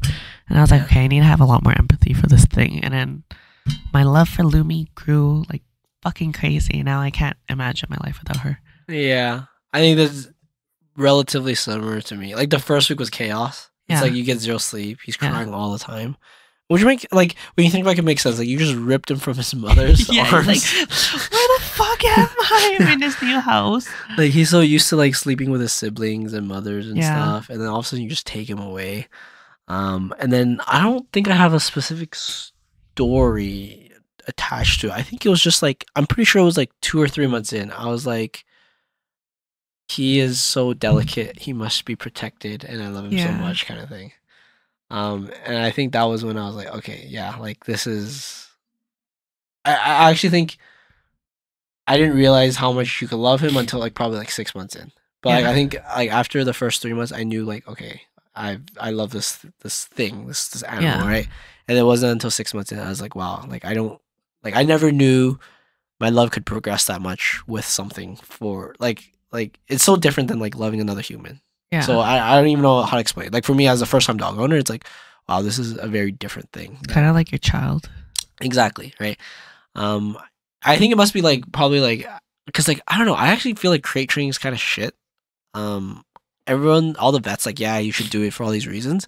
But then I also think back, I'm like, that's because you have to put your dog in a cage for 8 hours a day. But like, it doesn't necessarily mean I have to put my dog in. And then when I started learning those things, and when I started learning like, yeah, it's his first time doing all this, I started to realize like, yeah, he's him, he's his own personality, and I have to like learn these things. And that's when I really like, oh, like I love dogs, but I love him, right? Yeah. And that was a big difference. That was a change of mind. That was me falling in love and changing. Like I loved dogs before, but I love him specifically was when I was like, oh, okay, like this is different.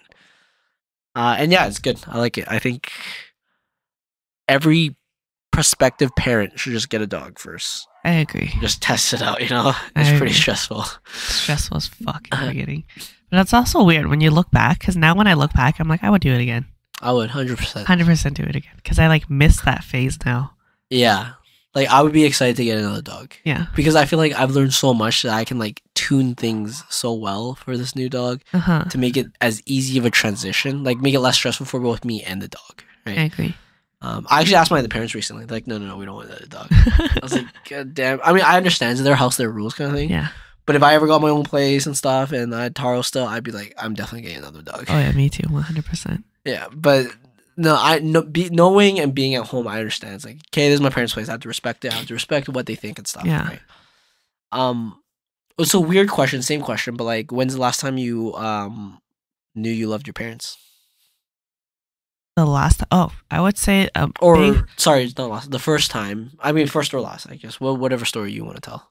I would say the last time that I really felt the impact of the love that my parents had for me and the love that I had for them, or like gratitude that I had for them. I would say it would be around like 2 years ago-ish when I was really sad and going through shit.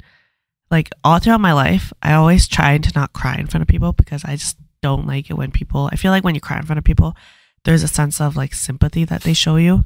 And you I don't just want like pity or sympathy, pity, or whatever. Okay. I just don't want it because I'm like, oh, I don't want to worry someone else, or I don't want people to like, I don't want to damper someone's day just because I'm going through my own shit and I can't control myself from crying or whatever. I just don't like it. And then so like growing up, I always try to prevent myself from like showing my parents that I'm sad or I'm going through anything or that I'm crying. And then because I also don't want them to worry.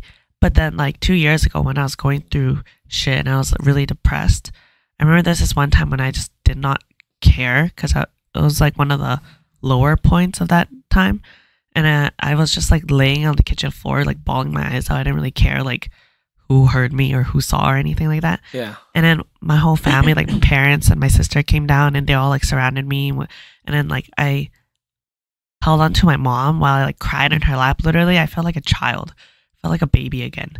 And then I was just like crying on the kitchen floor, like crying in her lap. And then like my parents and my dad was around me and my sister was around me. And then they just stayed there with me for it was like 2 hours that I just kept fucking crying, like just bawling my eyes out and like wailing like I was a baby.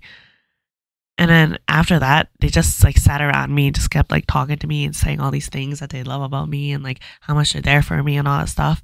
And then I felt like that was like a very key, maybe pivotal milestone, whatever you want to call it, moment for me because I've never been that emotionally vulnerable with my parents like ever in my life.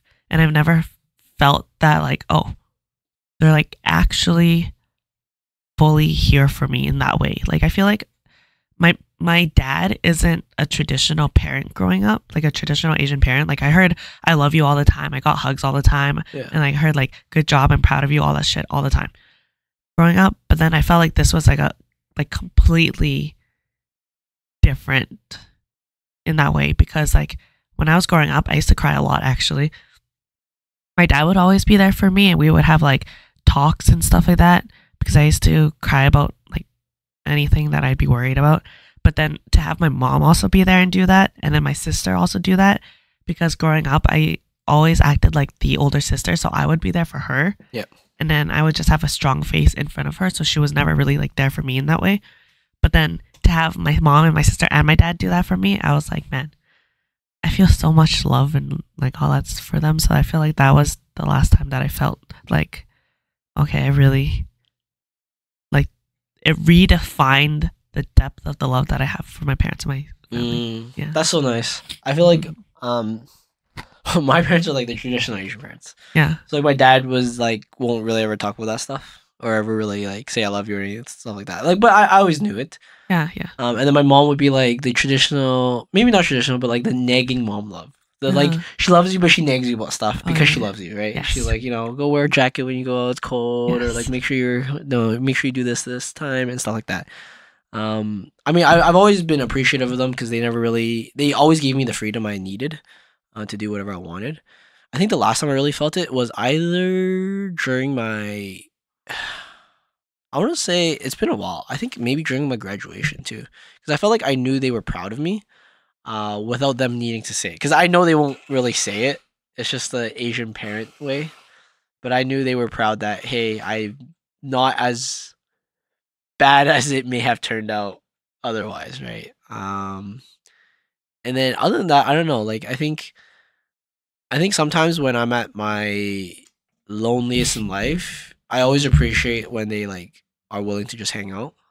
Like sometimes I'm lonely, but I also don't want to like hang out with anyone, and I'm forced to hang out with my parents and stuff. And then later on, I realize how appreciative I'm of that. I'm like, oh, like I needed to just not only be with my thoughts, just like yeah. How do you hang out with your parents in those cases? Like, do you ask them to go out to eat or something? Yeah, sometimes we go out to eat together. I remember when I was a kid, this was like teenage years, so I feel like it's kind of skewed, but like sometimes you get a little lonely as a teenager, the angsty teen phase and stuff like that.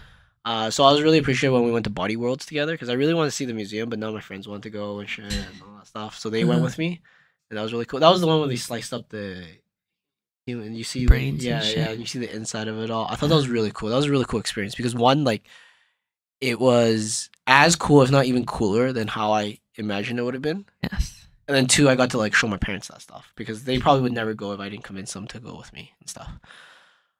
So I think that was probably, I think recently, not, I don't know, like it's weird. Like I know that I can always count on them and stuff, but there's no like one thing or one action. Like I know they're always reliable and stuff. And I know it works both ways. Like they always rely on me on a lot of things too. So obviously, not obviously, but there wasn't anything dramatic like how your kind of story was. Well, Like my life has a lot of dramatic moments. but it was just like, I don't know, just knowing that they're willing to. I feel like their unconditional willingness to not give a shit of what I do. This is how I would kind of word it. They just like let me be, and it's kind of, I know that's their way of. I know factually that's how I know they love me, is that they don't care if I have a job, a good job, a bad job, whatever it is, as long as I'm happy, that's all they care about. Yeah. And yeah, like they always ask like, if I'm happy where I'm at and all that stuff. But I know at the end of the day, it's tough for them because they'll never understand the things I do. Like maybe they would parts of it, but maybe not in their lifetime they'll truly understand what I do for a living and stuff, because it's just kind of convoluted for them, right? Like I'm not saying they're dumb or anything like that. It's just like I can say I'm an engineer, but I don't technically design things. I don't technically do these things. Yeah, just a little odd, right? But yeah, I think just the fact that they just unconditionally don't give a shit what I do is very nice. That freedom and Like stuff. fully accepting you and whatever you want to do with your life. Yeah. How about with your sibling and stuff? I feel like, why are all my moments really dramatic? I've always been pretty close with my sister, I would say, growing up. We weren't the siblings that ever really fought. Like ever really. Like I kind of like teased and bullied my sister a little, but like in a fun way, like she wouldn't have like trauma or anything. She'd just be like, "You're being mean to me again," type of stuff. But I remember why are all mine so depressing? I remember this one time in high school, like grade 10. I think it was like grade 10 or grade 9. It was when my parents were both in the hospital, and me and my sister were just like laying in bed beside each other, like talking about like, oh, this is like kind of scary of a moment, kind of hard, like, oh, what are we gonna do for orphans and all that stuff like that. And then me and my sister also have no like physical contact ever. Like we're not the type of sisters that hug and shit like that. But I remember that time, like, I, like, held her hand, and I was like, hey, no matter what happens, like, I'll always be there for you. And then she was like, yeah, no matter what happens, I'll always be there for you. And we just, like, stayed there and, like, held hands. And I know we were both, like, crying, but, like silently crying. And we were just looking up at the ceiling and just, like, talking about, like, oh, if this happens to our life because our parents pass away, then we'll make sure we got each other in this way and that way and all that stuff. And I felt like that was one of the highlighting moments of when I was like, oh, even though I wouldn't call my sister like my best friend. Yeah. I would definitely say that was one of the highlighting moments of when I was like, oh yes, me and my sister really do love each other in this way. Oh damn. I think mine's not as mine's definitely not as dramatic. Yeah. I think mine so I was always very close with my sister. So there's probably a lot of moments, but I think the one that stood out the most in terms of recent times was like the time this was when I broke up with my ex. Yeah. And that was because she cheated on me. And then I was crying and I was calling my sister and I was like telling her about it. I didn't really say many words. I just told her the gist of it and shit. And then I was crying and I was telling her, I was like, can you just like gather all her shit and I can just like give it back to her so I don't have to like have them around me. And then she just did it without even like asking any questions or something. And then she just pretty much helped me as much as she could through the process and stuff. And she like always had my back through that. So I was I was really appreciative. Like I always knew like me and her were always super tight anyways. But yeah, that was like a reinforcing moment, let's say. And then the other one was, so she had like, I don't want to air all her struggles and stuff, but like she had a time where like she had her wedding plan, but she didn't feel like it was the right timing. Everything was kind of off and stuff like that. Right? And then, her and my brother-in-law came in my saying and they were crying and they're like saying like, we just don't want to do it now and stuff. But it was hard for them because like they didn't want to like, there's family and expectations and all that stuff. And then, at that moment I knew like she trusted me the most of everyone in the world. So like I was the one who like, helped her through all that and stuff. Yeah. And then for my brother, I actually always had a rocky relationship with my brother. I think the two things that kind of helped solidify my knowledge of like our love for each other is, one, like for his wedding, I was like pretty much giving a speech and all that stuff, and that kind of like, I don't know. It's like you think back to a lot of memories and stuff, and you really appreciate him as who he is and how it is. And although the relationship sucked a lot in the past, it's like doesn't change what's gonna happen in the future. Yeah. And then another key moment, and probably even more key than just his wedding and being there for him and stuff like that, is like I remember one time my mom telling me like, I don't know if my mom set this up or my brother actually said this because I never really questioned it. I always just assumed like she wasn't gonna lie about something this serious, but she might, because I know my mom's kind of kind of sketchy, but she was telling me like, yeah, your brother has asked me before, like he feels regret for not treating me better when we were kids because he wants a better relationship with me, right? And that was the moment I was like, okay, like he's willing to admit that there are issues, then I have to be big enough to admit that there are issues on my side too, right? Yeah. And that moment was like, okay, like that was when I like internalized and understood like, okay, like this is a two-way street. Like this fucked up relationship was because we both always like resented parts of each other. But now is not the time to keep that, right? Now is the time to like let that go and like figure stuff out for the future. So that was kind of like at that moment. So like I think now no issues really. Me and my brother's pretty close now and stuff. Not as close as I've been with my sister because I've always been really close with her. Yeah. But like I've always just been very happy with things. Like sometimes there's drama between siblings too. So like either between my brother and my sister, or my brother and me, or me and my sister and stuff. And drama within the family. But I always tell anyone who ever tells me any drama with my family, I was like, dude, like I live a very happy life. Leave me the fuck alone from this. I'm the exact same. I was like, I don't even want to know about this. I'm the exact same. Unless it's like physically hurting that person, I don't want to know about this shit. I don't want anything to do with drama. Yeah, my sister's a lot closer to my parents, like actively closer in their like active day-to-day life than I am. And then sometimes she comes to me, she's like, oh my God, guess what happened yesterday? I'm like, I do not want to know. Do not tell me. Dude, that's exactly, I don't give a shit. That's exactly the same with my sister. It's not going to affect me. Yeah. Just delete that message you're going to tell me, or like tell me something else. Like sometimes my sister will come and she's like, oh my God, did you hear what Aunt said? I was like, I don't. Like, don't even start. I don't even want to know this. I'm like, I don't give a shit. Yeah. I was like, leave me the fuck alone. I was like, I go to work in the morning. I come home. I work out. I come home again. I live a nice life, okay? I live happily. Me and Taro, we just hang out. We don't need this. That's me too.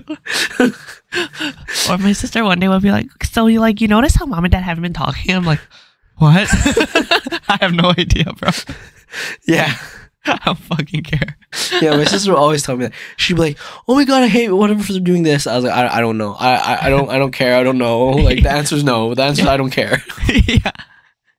You need help in this way, that way, or whatever. You ain't gonna find it here. Yeah. You want empathy, sympathy, none of that. It's not gonna be here. I'm not giving any of this. I've been in this rabbit hole too many times in my life to learn. I've learned my lesson. It's like happiness is on the other side of this whole thing. Yeah. I mean, okay, before we end it off, what do you think that is? What do you think drama? How do you think drama is created? I actually think it's created. I don't think it's I think a few things. People give too much of a fuck. Yeah. Yeah. People don't like to confront things. Yeah. Like you can confront and say things, but I feel like a lot of drama happens when you don't like talk to the person that you have an issue with and say exactly what your issue is. Yeah, for sure. Instead, you like go around and tell person A, B, C, D, whatever, or you like come up with this conclusion, that conclusion, this conclusion, and you don't tackle the actual problem itself, or you don't talk to the actual person itself. Yeah. And then I feel like some people just like drama too.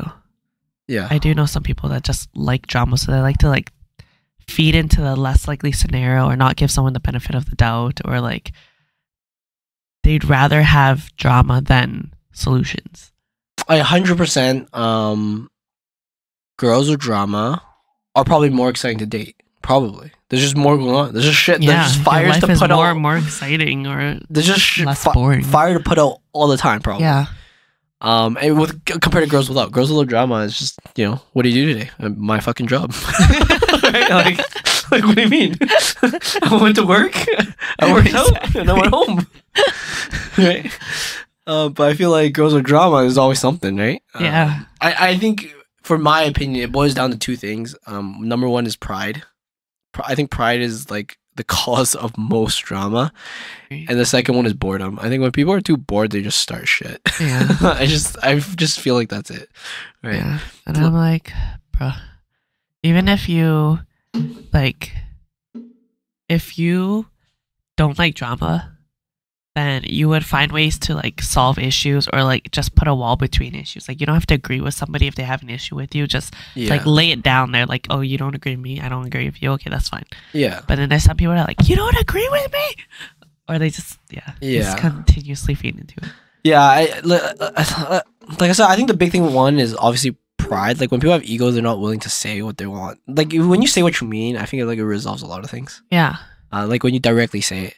And then two, I just feel like if you're never, like, you don't see Jeff Bezos having drama. Like, he has shit to do. He's busy. He's a busy guy. Like, he's not bored because he's busy and he's doing shit, right? I feel like if you're running, for example, if you're running your own business, like, drama doesn't matter to you. Like, you're trying to like survive right now. Like, you're on survival mode. You're not on like caring about the petty shit. You're just trying to figure out like, okay, how do I make rent this month, and how do I like make money this month and pay my employees and shit, right? Yeah. So I feel like people who are bored, or people who have too much pride, that's when the biggest drama happens. Yeah. Or they like to gossip. Yeah. It's like, I'm almost certain, like I said, going back to like, Jeff Bezos probably doesn't have fucking gossip going on. He's doing shit. Oh my god, did you hear what the lunch lady said? He'd be like, you're fired. Move on. Next person. Yeah. Something like that. But yeah. I've heard it come straight from like some people that I know's mouths, where they're like, it's just a little bit more fun when there's drama, or I just love gossiping. And I'm like, all right, noted that I'm gonna keep a little distance from you. Yeah. And I just feel like, this might be a little sexist, but I feel like one reason, like, for example, when I was young, I think my dad never had drama because he was always working. He was just like, there's no time. Like, he's literally keeping to himself, minding his own business. Yeah, he's literally working and then eating and then dropping us off to do stuff. Yeah. Just so he can get ready to work the next day. Yeah. Right. There was nothing to it. Like, Monday through Sunday, it was just work. Right. Yeah. So that's how I feel like. I feel like the biggest thing too, what I've noticed, at least for my life, it might be similar to others. For some reason, I think religion kind of sparks drama. So there's always like temple gossip or church gossip or stuff like that. And I just feel like it's just a thing. I think so too. Yeah. Like, if people say there's church gossip, 100% there's temple gossip too. Oh yeah. It's always like that. Like, I don't doubt there's probably mosque gossip and like. I feel like when people are part of a community, there's definitely going to be people in the community that just love to talk. Oh yeah. And gossip. Like, did you see what he did during Ramadan or something? He didn't even wait for the sun to come up. I swear he like ate. I swear he took that bite a minute before I saw the first sun rays. Did you see that drop of water he licked off? Not acceptable. Just some bullshit like that. He put in eye drops. Oh my god, he was facing northeast east, not east when he was praying. Unacceptable. Her ankles are showing. Just shit like that. All right. Anyways, I think that's about done for this week's podcast. We're gonna have a couple solo podcasts after this one, and then hopefully we're back to regular schedule. We'll see. I think our schedule's always been fucked, but I think that's become the normal now. So we just roll with it. You know, like our one good friend Gally once said, we just roll with the punches, right? So we just deal with what comes without us, and we'll figure out schedule and a time, and we'll do podcasts as we can. We still enjoy this a lot. It's just life's gotten even busier. Like, it's gotten no less busy since we first started this. I feel like life never gets less busy. Yeah, you just have more and more stuff going on, and you just have to deal with it. So hopefully you guys enjoyed this one, and tune in to the next ones. See you guys. Bye-bye.